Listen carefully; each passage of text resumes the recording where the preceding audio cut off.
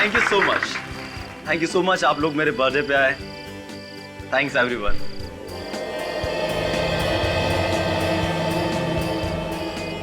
Happy birthday भैया, very very happy birthday. आप चुप चुप चुप।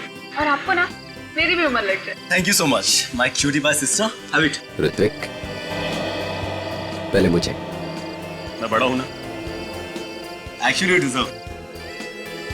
अच्छा, अब इनके पास तो मेरा नंबर है ना? भैया के बाद भाभी का नंबर है। माया भाभी का है? भाभी का है? किधर चली गई है? अभी थोड़ी देर पहले तो उधर ही खड़ी थी।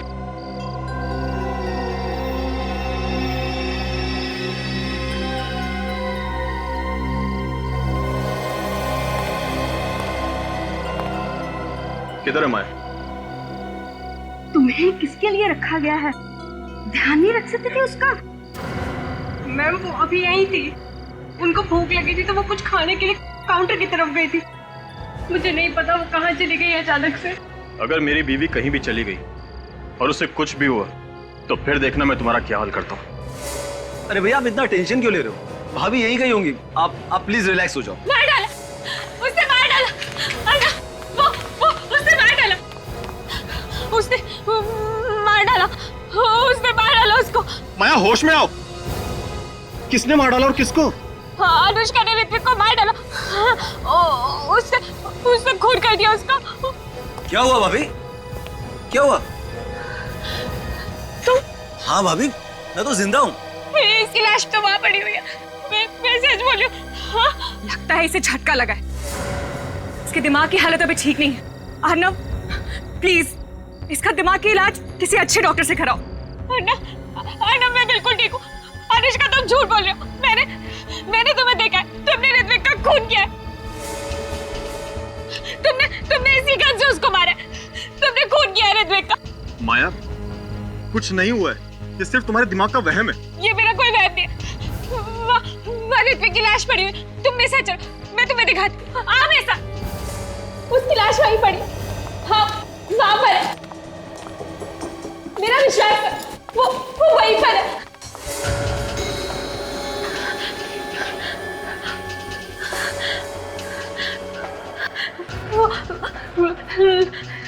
लाश तो यही थी।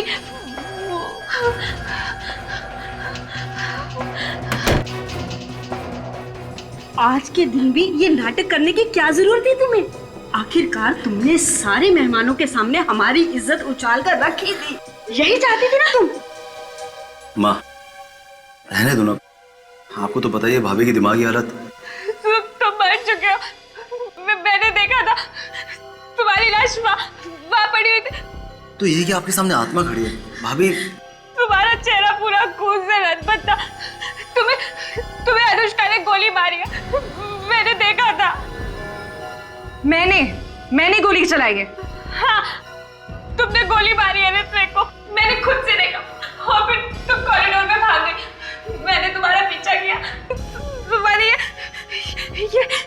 ये गन पड़ी हुई थी। ये गन मैंने उठाई है। कम ऑन माया, मैं लोगों के साथ बाहर थी, अभी तुमने देखा ना, तो फिर मैं यहाँ कैसे आ सकती हूँ? माया जी, आप आराम कीजिए। यहाँ कुछ भी नहीं हुआ है। हुआ है, यहाँ ऋत्विक का खून हुआ है। अनुष्का ने ऋत्विक का खून किया है, मैंने देखा है। भैया, आप भाभी को घर लेके जाओ। और भैया, भाभी के हाथ से गन ले लो, कहीं किसी को गोली ना मारे। मैंने कोई गोली नहीं मारी है। ये गोली अनुष्का ने मारी है, उसने खून किया है। तुम लोग मेरी बात का विश्वास करो। मैं गन दो। अनुष्का ने खून गन दो। किया। बस बहुत हो गया भैया, अब चलो। अब चलो, मैंने बोला।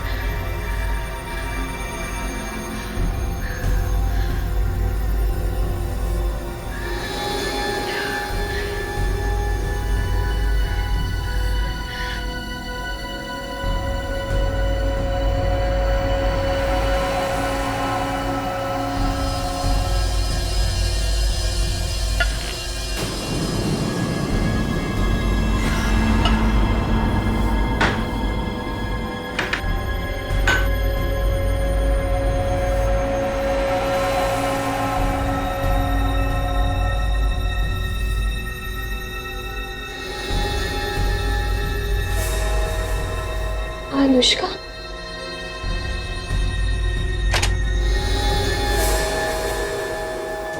तूने मुझे खून करते हुए देखा था ना, अब तू भी नहीं बचेगी। तुझे भी मरना होगा। नहीं! क्या हुआ माई जी? मार डालेगी। मैं मरना नहीं चाहती। क्या हुआ माया? क्या हुआ? क्या हुआ माया? पता नहीं सर, ये सोते सोते अचानक से चौंक गई और कह रही है कि इन्हें कोई मारना चाहता है। कौन मारना चाहता है माया? वो वहाँ पर खड़ी अनुष्का, वो मुझे मार डालेगी।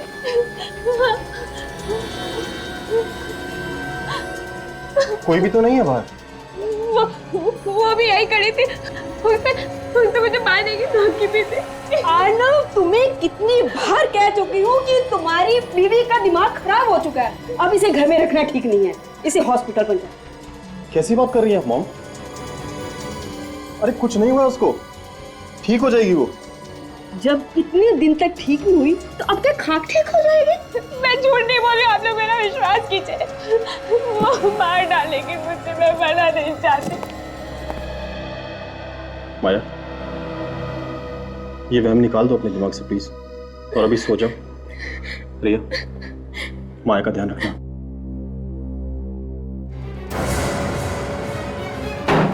माया, माया, अभी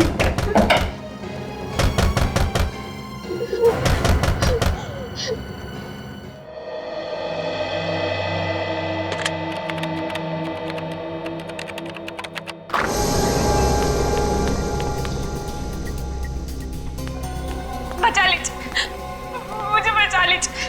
वो मुझे मार देगी, वो मुझे जान से मारना चाहती है। देखो, मुझे बचा लीजिए। देखो, घबराओ मत, घबराओ मत। अब तुम यहाँ पर आ गई हो ना, तुम्हें कोई कुछ नहीं करेगा। बैठो, बैठो। वो मुझे मार डालेगी, वो मार देगी मुझे। क्या नाम है तुम्हारा? कौन हो तुम? माया। माया। अच्छा माया, बताओ कौन मारना चाहता है तुम्हें? वो मेरे घर की खिड़की के बाहर खड़ी थी और उसके हाथ में गन भी थी। वो मुझे मार देगी। निखिल, जरा पानी लेकर आओ। मार देगी वो। उसके हाथ में गन थी और उसने तुम्हें मारा नहीं? मैं भाग के यहाँ पर आ गई। अच्छा माया, बताओ कौन है वो जिसने तुम पर गन तान के रखी थी? वो अनुष्का, एक खून कर चुकी है वो, और अब मुझे मारना चाहती है। अनुष्का? किसका किसका खून किया है अनुष्का ने? अपने बिजनेस पार्टनर ऋत्विक का खून कर चुकी। तुमने देखा खून होते हुए? तुम्हारे सामने हुआ खून? और उसके बाद उसने तुम्हें मारने की कोशिश की? सर, कुछ गड़बड़ है। माया, शांत हो जाओ और जरा डिटेल में बताओ, क्या क्या देखा तुमने?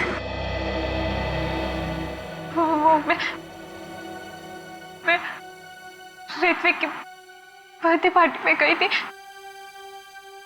और एक रिसोर्ट में। मेरी तबीयत कुछ ठीक नहीं थी, मुझे नींद सी आ रही थी, इसलिए मैं कमरे में सो गई।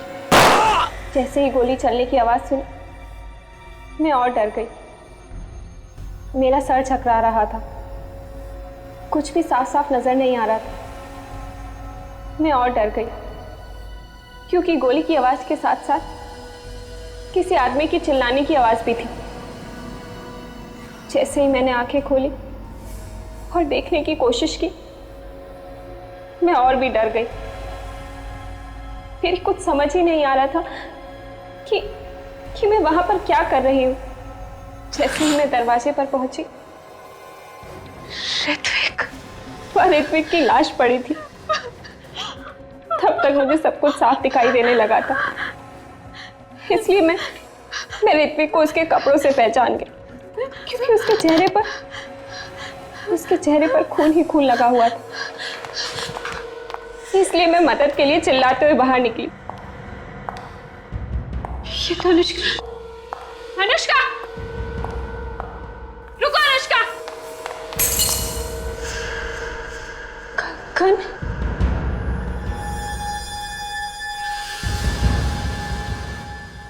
इसका मतलब अनुष्का ने ऋत्विक का खून किया। अनुष्का रुको। मैं थोड़ी दूर तक उसके पीछे भागी,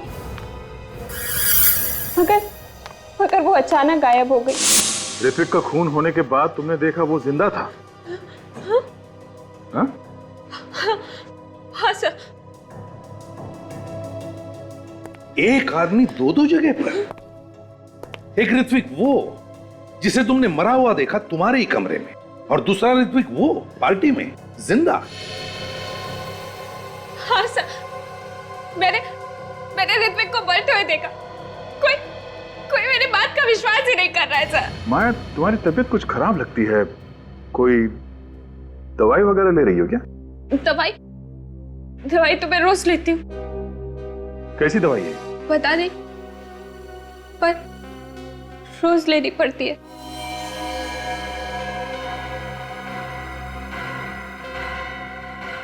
माया, हम तुम्हारे घर वालों से मिलेंगे। तुमने कुछ सोचा माया? तुमने एक जिंदा इंसान की मौत का बवंडर बना दिया। देखो अर्नब, माया को डांटने के लिए नहीं बुलाया तुम्हें यहाँ पर। खून हुआ है वहां पर, समझे? सर अगर खून हुआ होता तो क्या मैं जिंदा होता? सर माया की दिमागी हालत ठीक नहीं है। ये देखिए मेरे पास डॉक्टर की रिपोर्ट भी। सर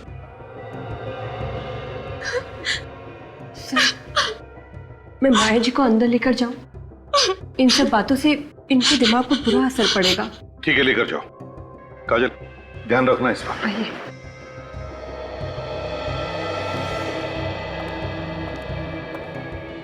तो बताओ, माया कमरे में गई थी या नहीं? सर गई होगी, हमें क्या पता। वैसे भी ये अर्नब उसे खुद ही ढूंढ रहा था। तुम लोग भी तो ढूंढ रहे थे ना? नहीं, ये दोनों आपस में झगड़ा कर रहे थे। झगड़ा तो चल रहा था, लेकिन इसका ये मतलब नहीं कि वो कुछ भी कहेगी और ऐसे इल्जाम लगाएगी हम पर। किस बात को लेकर झगड़ा हुआ था तुम लोगों में? वो ऋत्विक ने मुझसे कुछ पैसे लिए थे, आज तक लौटा नहीं पाया, तो इसी बात पर हमारे बीच झगड़ा हो रहा था। तुम भी तो गई थी ना माया के घर, उसे मारने के लिए? नहीं सर, वो झूठ बोल रही है। मैं तो अपनी स्टूडियो में थी। कोई सबूत है? हाँ सर, गवाह भी है और सबूत भी। आप चाहते हैं तो मैं आपकी बात करवा दूंगी। ठीक है, सबूत भी देख लेंगे। ये बताओ, ये गन माया के पास आई कैसे? बोलती क्यों बंद है तुम तीनों की? कि माया सच तो नहीं बोल रही? खून हुआ है वहां पे, ऋत्विक का नहीं तो किसी और का। सर हम मानते हैं कि माया के हाथ में गन थी सर, लेकिन अगर उस कमरे में किसी का खून हुआ होता तो कम से कम वहां पे लाश तो मिलती, या फिर कमरे में कहीं ना कहीं खून के धब्बे तो मिलते सर। ठीक है, इस बार हम तीनों को छोड़ रहे हैं, लेकिन ध्यान रखना, अगर जरूरत पड़े तो फिर से बुला लेंगे। जी सर। जा सकते हो तुम लोग।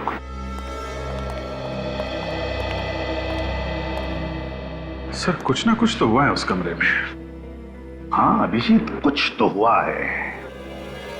लगता है इस माया की बातों में सच्चाई है, लेकिन समझ में नहीं आता है कि ये गन माया के पास आई कहां से।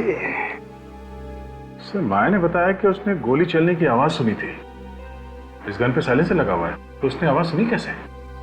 सर लगता है दो बार गोली चली है, एक बार साइलेंसर के साथ और दूसरी गोली चली है बिना साइलेंसर के। मान लिया सचिन, लेकिन पहली गोली किस गन से चली? साइलेंसर वाली गन से या बिना साइलेंसर वाली गन से?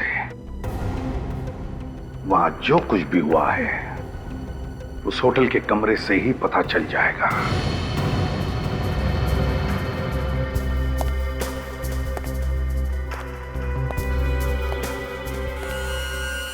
ये देखो, गोली यहां पे घुसी है।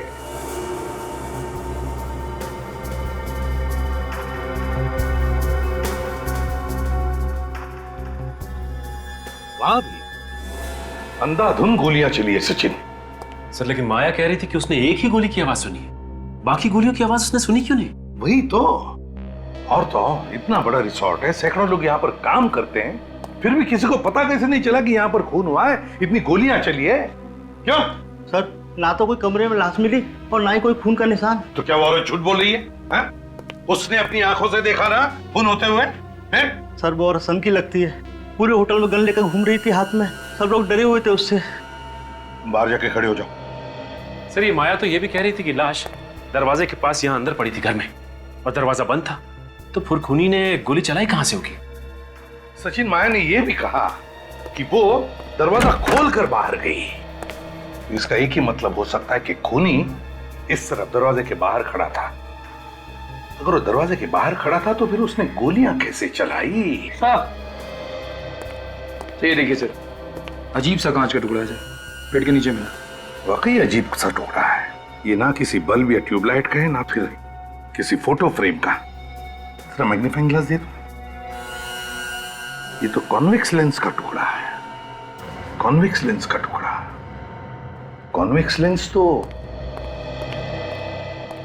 पीप होल में लगाया जाता है। मगर सर दरवाजे को देखकर तो नहीं लगता है कि इसका पीप होल बदला गया है। हाँ,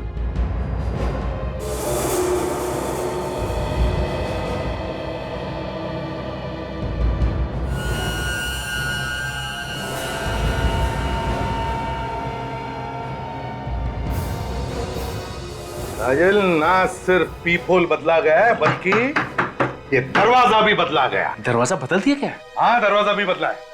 इधर आओ। कमरे का दरवाजा किसने बदला? सर रिसोर्ट में रेनोवेशन काम चल रहा है, शायद किसी ने बदल दिया हो। काम चल रहा है, शायद किसी ने बदल दिया हो।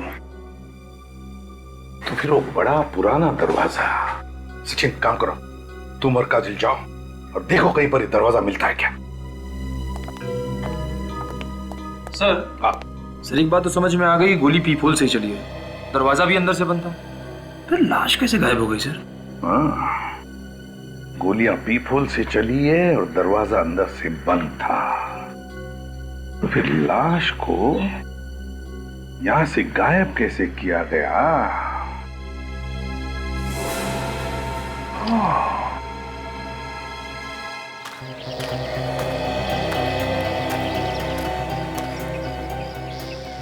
निखिल, खूनी अगर लाश को ले गया होगा तो यहीं से, इसी खिड़की के रास्ते से ही ले गया होगा, क्योंकि अगर मेन दरवाजे से लेके जाता तो कोई ना कोई उसे देख लेता। हाँ सर, अगर घायल भी हुआ होगा तो भी यहीं से गया होगा सर। सिक्योरिटी, अरे सुनो। सलाम साहब। यहाँ पर कल रात को जो बर्थडे पार्टी थी जी, तो सब ड्यूटी पर कौन था? तुम दोनों थे? हाँ सर, हम ही दोनों थे। तो क्या कल रात तुमने किसी घायल आदमी को यहाँ से भागकर जाते हुए देखा, या किसी आदमी को कोई भारी सामान लेकर जाते हुए? मेरा मतलब है कोई लाश वगैरह? नहीं सर, हमने नहीं देखा। ऐसे मुंह उठा के मत बताओ, बिना सोचे बिना याद किए। ठीक से बताओ, याद करो, बताओ, देखा तुमने? सर मुझे पक्का याद है, पार्टी खत्म होने तक यहाँ से कोई नहीं गया था। किसी गाड़ी को जाते हुए देखा? हाँ सर, गाड़ी गई थी यहाँ से। गई थी? कौन सी गाड़ी? सर वो जो 2 टेम्पो है ना, उनमें से एक टेम्पो गया था। कौन सी गाड़ी है? सर ये वाली। ये हमेशा आती रहती है? हाँ सर, रिसोर्ट से टाउन और टाउन से रिसोर्ट आना जाना लगा रहता है। जरा चाबी दो। सर चाबी तो ड्राइवर के पास है। तो ड्राइवर को बुलाओ जल्दी। ड्राइवर तो सुबह से गायब है सर। ड्राइवर सुबह से गायब है मतलब? बिना पूछे बिना बताए ऐसे ही गायब हो गया? निखिल, खोल दो गाड़ी का दरवाजा।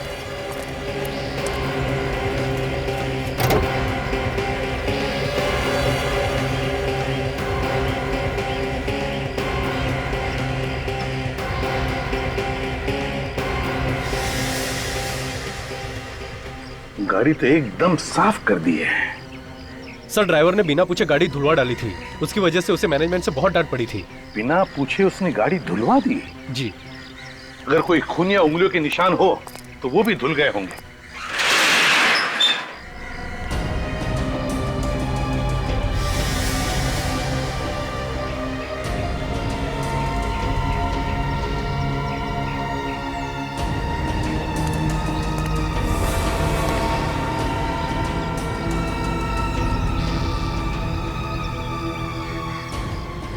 टायर में कीचड़ जैसी मिट्टी, ये कहां से आ गई? इसका एक ही मतलब है ये गाड़ी किसी ऐसी जगह पे गई थी जहां पर इस तरह की मिट्टी है। निखिल सर, ये मिट्टी उठाओ। सर, लाश इसी गाड़ी में ले जाई गई थी। कहां पर ये मिट्टी ही बताएगी। भाई साहब इधर सुनिए। जी। अच्छा ये बताइए कि ये इस होटल के जो पुराने फर्नीचर्स हैं वो सब कहाँ रखे जाते हैं? इस होटल के पुराने फर्नीचर यहाँ पे रखे जाते हैं।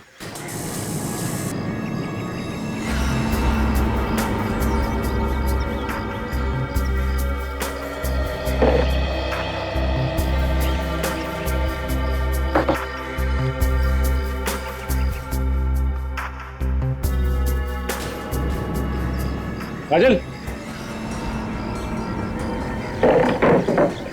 लगता है वो दरवाजा इसके पीछे ही है। बंद कर दिया। संभल के।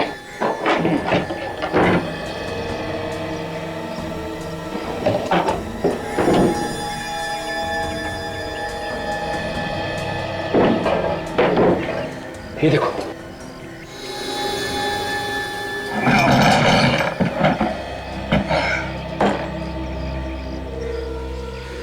लगता है काजल ये दरवाजा वही है। हाँ, इसका तो पीपल भी टूटा हुआ है। इसका मतलब काजल गोली यहीं से चलाई गई है। ये जो 3 गोलियां हमें रिसोर्ट के कमरे में से मिली थी वो उसी गन से चली है जो माया के पास थी। फोरेंसिक का रिपोर्ट भी यही कहता है। मतलब सर ये तीनों गोलियां साइलेंसर वाली गन से चली है, इसीलिए माया को गोली चलने की आवाज नहीं आई। बस सर उस गोली का क्या हुआ जिसकी आवाज माया ने सुनी थी? क्या वाकई अगर खून हुआ है जिसे माया ने देखा है तो गोली अभी भी उसी लाश में ही होनी चाहिए। मगर सर लाश कहां पर है? खूनी को वहां से लाश ले जाते हुए किसी ने देखा कैसे नहीं? हाँ ये बात तो है, बड़ी प्लानिंग के साथ सब कुछ किया गया है दया, वरना इस अनुष्का और ऋत्विक की जैसा ही ड्रेस कोई क्यों पहनता? हाँ सर, और ये सब इसलिए किया गया ताकि माया को किसी तरह से ये खून होते हुए दिख जाए और उसका दिमाग खराब हो। मगर सर कोई माया को पागल क्यों बनाना चाहेगा? कोई ना कोई तो वजह जरूर है, कोई ना कोई तो वजह है। एक बात और सर, अगर ये सब एक प्लान था तो हो सकता है जो आदमी मारा गया है उसे मालूम ना हो कि उसकी मौत होने वाली है। वो तो बेचारा कोई छोटा मोटा एक्टर होगा जो इसमें फंस गया। हाँ बेचारा। इस खूनी ने उसे झूठ बोलकर पटा लिया होगा सर। उसने बताया होगा कि कोई नाटक करना है जिसमें ऋत्विक के कपड़े पहनने हैं और फिर सचमुच गोली मार दी उसे। मगर सर एक बात अभी तक समझ में नहीं आ रही है, वो आदमी सचमुच मर चुका है या फिर सिर्फ घायल हुआ है? और एक बात, वो लड़की जिसने अनुष्का जैसी ही ड्रेस पहनी थी, वो ड्रेस आई कहां से? अब अनुष्का 2 ड्रेस तो नहीं बनाएगी, बिल्कुल वैसी की वैसी ही। इस अनुष्का से पता लगाना चाहिए कि उसने वो ड्रेस कहां पर बनवाई थी। वहीं से पता चलेगा कि कौन है ये दूसरी लड़की जिसने वैसी ही ड्रेस बनवाई थी। वही खूनी है दया, वही खूनी है। बॉस दरवाजे को तो एकदम साफ सूफ करके रख दिया गया है। बहुत ही होशियार खूनी है, फिंगरप्रिंट्स भी एकदम साफ कर दिए। सड़क की गोली तो पीपोल में से ही चली है ना? हाँ, गोली पीपोल से ही मारी गई।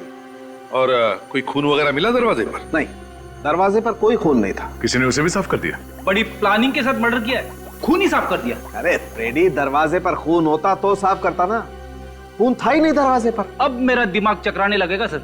गोली चली, खून हुआ, मगर खून नहीं निकला। अरे यार गोली चलेगी तो खून निकलेगा। अरे तो सर फिर खून गया तो गया कहाँ? और अगर सर किसी को गोली लगेगी तो थोड़ा बहुत खून तो उड़ेगा ही ना। थोड़ा बहुत खून तो जरूर उड़ेगा, लेकिन इस दरवाजे पर जरा भी खून नहीं था। खून होता तो केमिकल डालते दिख जाता ना। तो फिर अभी ये कहना मुश्किल है कि वाकई में किसी का खून हुआ है या नहीं। बिल्कुल तय, वाकई मुश्किल। और हाँ बॉस ये जो 3 गोलियां मिले ना आपको रिजॉर्ट के कमरे में से, इन तीनों गोलियों पर भी जरा भी खून नहीं था। चलो मान लिया कि गोली पीपोल में से ही चली थी, फिर जो भी कोई आदमी पीपल की उस तरफ से बाहर देख रहा था, गोली चलते ही उसके खोपड़ी के तो चिथड़े चिथड़े उड़ जाते हैं।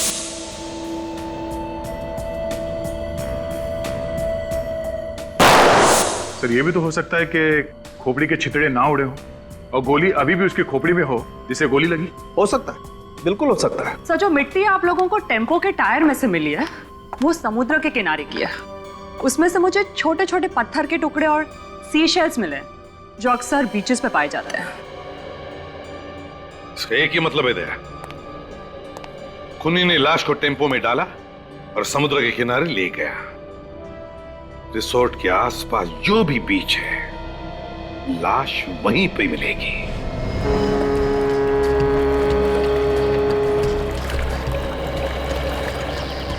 सचिन, इस रिसोर्ट के आसपास यही एक क्रीक है और वो गाड़ी यहीं पर आई थी, यहीं पर। ये देखो, ये है ना,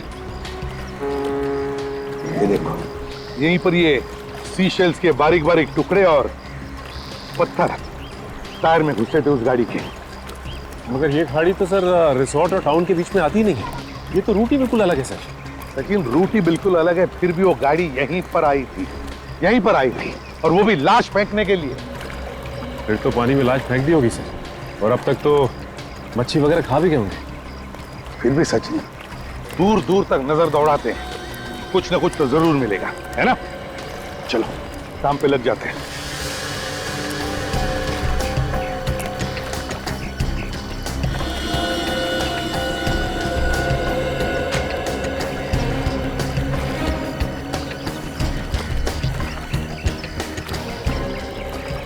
हाँ सचिन, कुछ नहीं सर।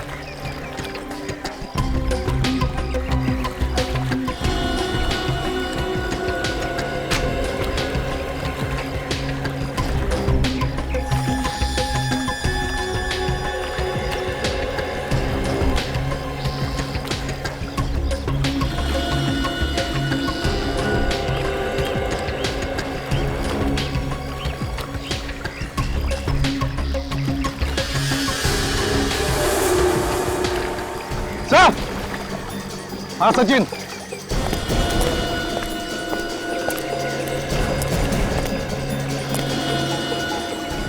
माय गॉड, लाश इसे पलटा था।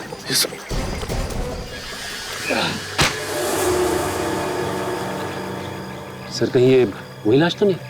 सचिन, ये वही लाश है। इसे रिसोर्ट में मार डाला और यहां ला करके जला दिया, और फिर गाड़ी को अच्छी तरह से धुलवाकर रिसोर्ट में जाकर के खड़ी कर दी।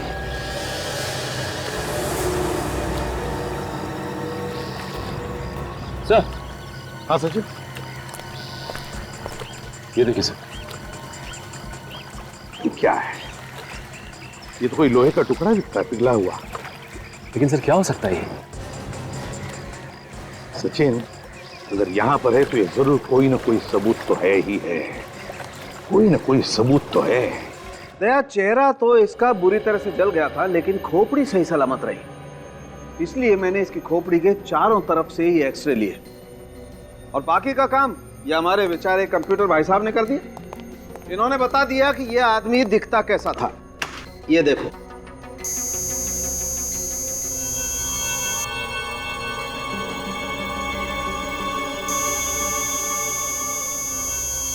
चलो, अब तो माया के परिवार वालों में से कोई तो इसे पहचान ही लेगा।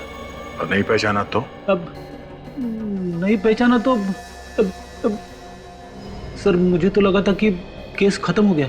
गड़बड़ हो सकती है फेडी। अगर परिवार का कोई आदमी इसमें मिला हुआ है और उसे पता चल गया कि हमें लाश मिल गई है, तो कहीं इस माया की जान खतरे में न पड़ जाए। मगर सर, इस आदमी के बारे में पूछताछ तो करनी पड़ेगी। ये है कौन, और इसे ऋत्विक जैसे कपड़े क्यों पहन रखे थे? देखो भाई, मैं आप लोगों को इतना तो बता सकता हूँ कि इस आदमी की उम्र 35 से 40 साल के बीच में थी। कुछ और पता चला डॉक्टर साहब? हाँ दे, इस आदमी की कलाई की रिस्ट की हड्डी टूटी हुई थी, ये देखो, और इसने प्लास्टर लगाया हुआ है। प्लास्टर लगा हुआ है? मतलब हड्डी अभी अभी हाल ही में टूटी होगी? बिल्कुल। तो किसी हॉस्पिटल में जाके उसने प्लास्टर लगवाया होगा। इस हॉस्पिटल को हम लोग ढूंढ सकते हैं। हाँ, सर इस आदमी की खोपड़ी में से जो गोली मिली थी वो इस गन से नहीं चली, और जो पिघला हुआ लोहे का सामान मिला था वो एक्चुअली एक गन थी। अच्छा, तो जो 3 गोली चली उस कमरे में वो इस गन से चली थी जो माया के पास थी, जिसपे साइलेंसर लगा हुआ था। इसीलिए उसे गोली चलने की आवाज सुनाई नहीं दी, और जिस गन से खून हुआ है उसे पिघला दिया गया, जिसकी आवाज माया ने सुनी। मगर गन को पिघलाना इतना आसान नहीं है। बिल्कुल फ्रेडी, गन को मेल्ट करना वाकई आसान नहीं है। बहुत हाई टेम्परेचर चाहिए, लगभग 1530 डिग्री का टेम्परेचर चाहिए, तभी जाकर के गन का लोहा पिघल सकता है। और दया, ये काम कोई लोहार या कोई वेल्डर ही कर सकता है।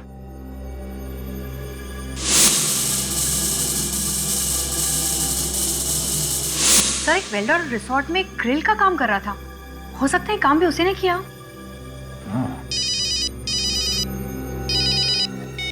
हाँ निखिल, गुड। मुझे पक्का मालूम है। ठीक है। क्या हुआ सर? अनुष्का ने जो ड्रेस पहन रखी थी, ठीक वैसी ड्रेस किसी आदमी ने बनवाई है। पहले इस वेल्डर को पकड़ते हैं, उसका मुंह खुलवाना पड़ेगा।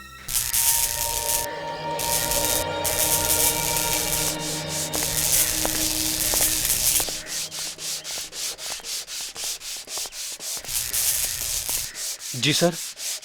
तुम जाओ। ठीक है।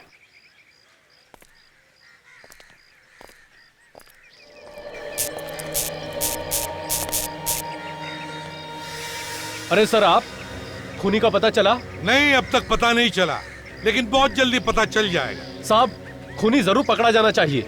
एक बात बताओ, ये जो तुम्हारा वेल्डिंग का रॉड है ना, इसमें से कितना टेम्परेचर बाहर निकलता है?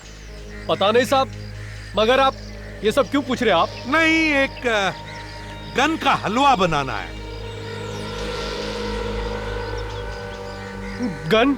हाँ। कैसी गन? मैं किसी गन के बारे में नहीं जानता। सचिन, जरा बता दो गन। हाँ,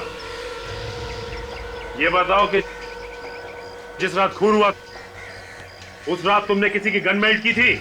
हाँ, की थी। किसकी गन थी वो? मालूम नहीं साहब। सर इससे पहले कि कोई आ जाए, इसको अपना कमाल दिखा दो। ठीक कह रही हो काजल तुम। ये क्या कर रहे हो साहब आप? अरे साहब, गोली चल जाएगी साहब, गोली चल जाएगी। सर गोली में चलाना सर। ये क्या कर रहे हो साहब आप? ये मर जाएगा उस आदमी की तरह। साहब, गोली चल जाएगी साहब। मर गया, मर गया, मार डाला, मार डाला, मर गया। पता चला गोली कैसे चलती है? बिना गोली चले कैसे दर्द हुआ? सोचो उसे कितना हुआ होगा दर्द जिस पर ये गोली चली थी। बर्थडे पार्टी में आई थी वो साहब, ज्यादा उम्र नहीं थी उसकी, जवान थी साहब।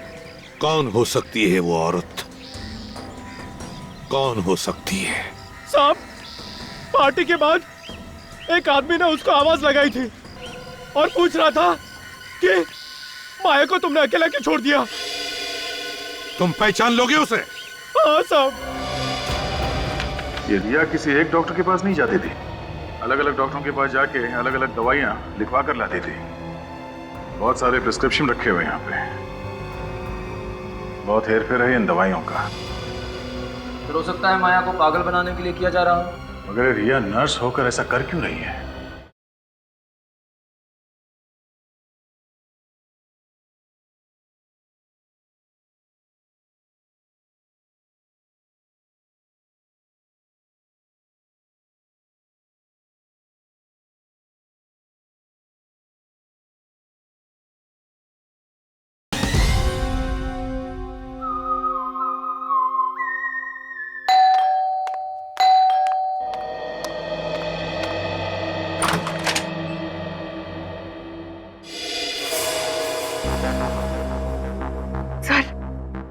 आप लोग यहाँ मेरे घर में? क्यों?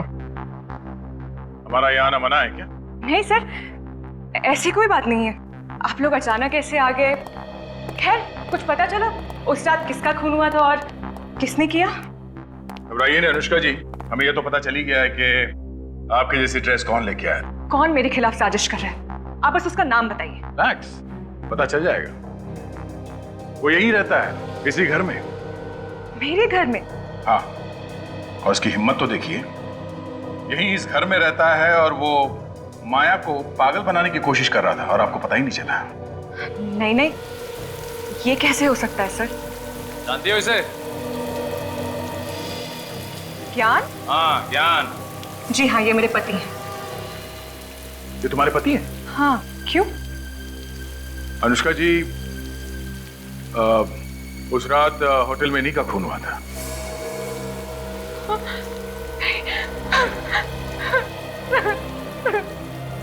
ये बात आपको पता कैसे नहीं कि उस रात को उस बर्थडे पार्टी में आपके पति भी? ये कैसे हो सकता है? ज्ञान तो यहाँ था ही नहीं, वो तो 1 हफ्ते पहले ही यूएस गया था।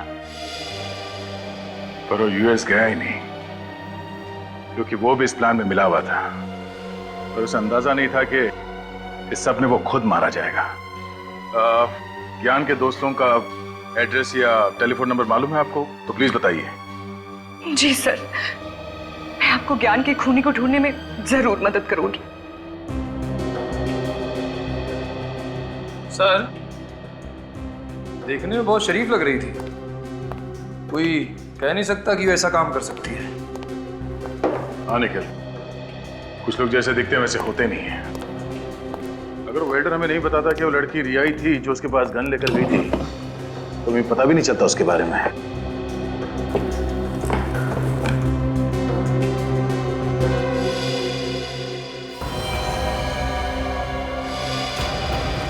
ये रिया किसी एक डॉक्टर के पास नहीं जाती थी, अलग अलग डॉक्टरों के पास जाके अलग अलग दवाइयां लिखवा कर लाती थी। बहुत सारे प्रिस्क्रिप्शन रखे हुए यहाँ पे, बहुत हेरफेर है इन दवाइयों का। फिर हो सकता है माया को पागल बनाने के लिए किया जा रहा हो। मगर रिया नर्स होकर ऐसा कर क्यों रही है? जरूर कोई ना कोई है जो रिया से सब करवा रहा है। सर, हाँ निखिल, ये देखिए।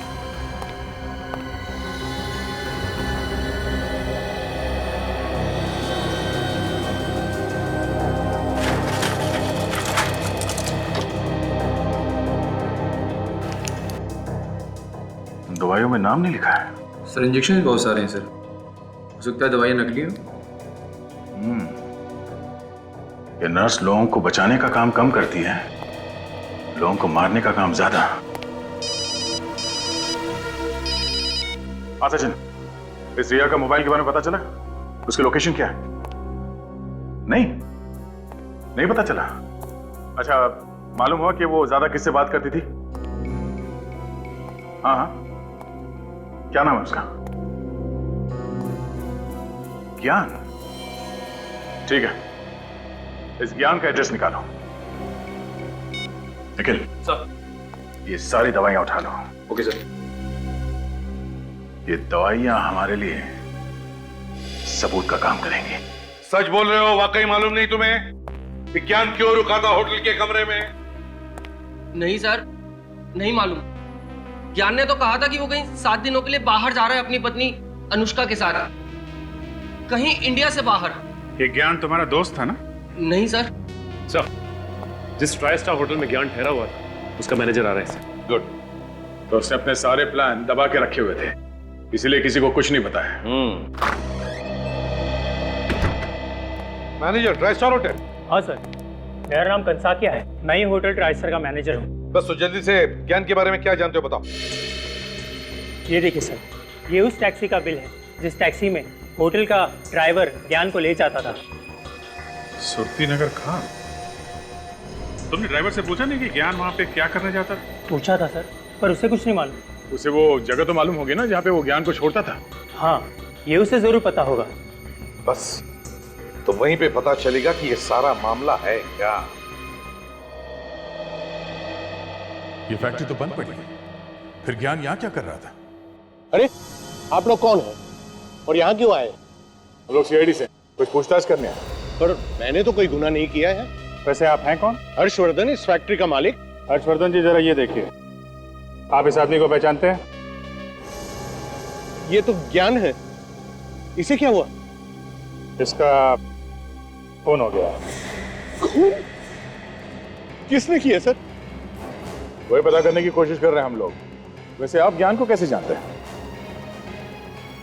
सर ये मेरी भतीजी माया का पति था। क्या? माया का पति? आप होश में है ना? माया का पति कोई और है, वो जिंदा है। देखिए साहब, आपको कुछ धोखा हुआ है। माया का पति यही है और आज ये मेरे पास आने वाला था जायदाद के पेपर्स लेने। किस जायदाद के पेपर्स? वही जो माया की है। ये सब जायदाद का चक्कर है। हर्षवर्धन जी, आप हमारे साथ ब्यूरो चलिए, वहीं दूध का दूध और पानी का पानी हो जाएगा। अर्नव, तुम माया के पति हो? तो फिर ज्ञान कौन है? ज्ञान? कौन ज्ञान? माया का पति। अरे माया का पति मैं हूं, मैं। और आप कैसे अंकल है? मैंने तो आज से पहले आपको कभी देखा ही नहीं। बंद करो तुम लोग ये नाटक। क्या है सब? ये सब जायदाद पाने का चक्कर है। धन के पीछे पड़े सब लोग। माया को जबरदस्ती पागल बनाया जा रहा है ताकि कोई उसका पति बनकर उसकी जायदाद लूट सके। खुद ही देख लो।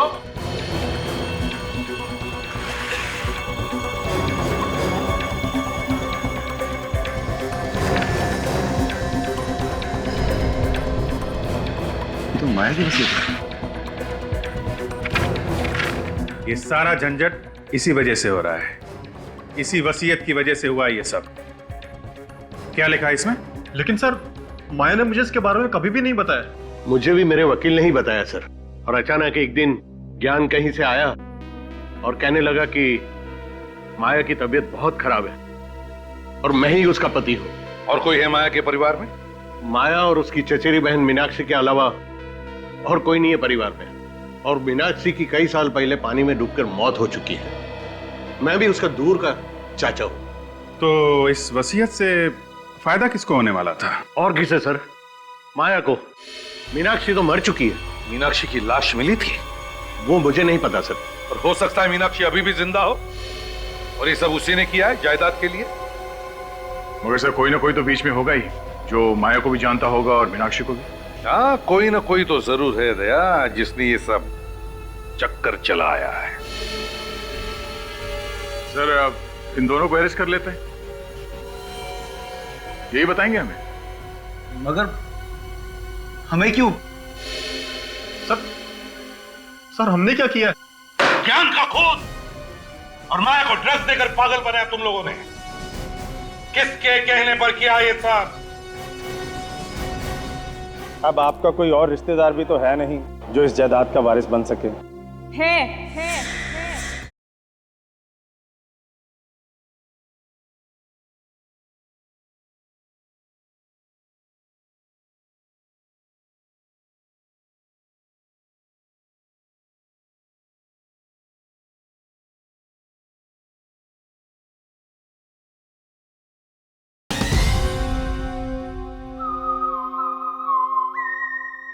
वकील साहब, आदमी को अगर पैसे सपने में भी दिख जाए ना तो उसके मुंह से पानी टपकने लगता है। लालचियों ने मेरी भतीजी माया को पागल बना दिया। मगर इस बात की सजा तो उन्हें मिल चुकी है ना? सजा तो मिल चुकी है वकील साहब, मगर इसका मतलब ये तो नहीं कि माया ठीक हो जाएगी। आप ठीक कह रहे हैं सर, इतनी आसानी से नहीं। अब तो वकील साहब, अब यही एक बंद पड़ी हुई आखिरी फैक्ट्री मेरी जायदाद में बची है। इसे भी बेचकर मैं सारा पैसा ट्रस्ट में जमा करा दूंगा। You are right sir. अब आपका कोई और रिश्तेदार भी तो है नहीं जो इस जायदाद का वारिस बन सके। है। मैं हूँ वारिस। कौन हो तुम? मैं मीनाक्षी हूँ, माया की बहन, जिसे आप लोग मरा हुआ समझ रहे थे। मीनाक्षी? मीनाक्षी, तुम यहाँ कैसे? तुम तो कई साल पहले डूब के मर गई थी। चाचा जी, ये मेरे मेडिकल रिपोर्ट्स हैं।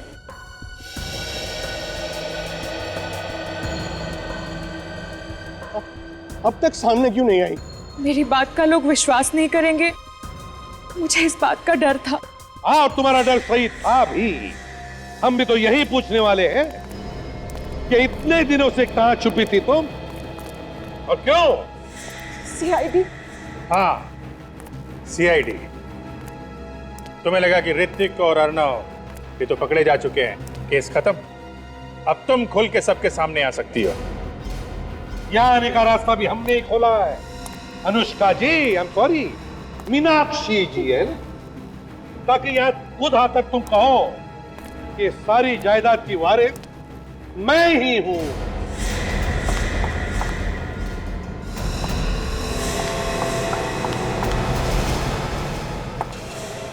सीआईडी से तेज तुम नहीं भाग सकती अनुष्का, और इस गन से निकली हुई गोली से तेज तो तुम भाग ही नहीं सकती।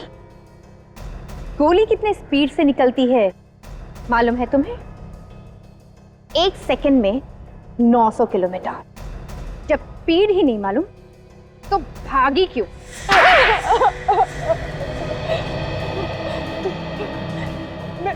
मैं किसी भी हालत में जायदाद खोना नहीं चाहती थी।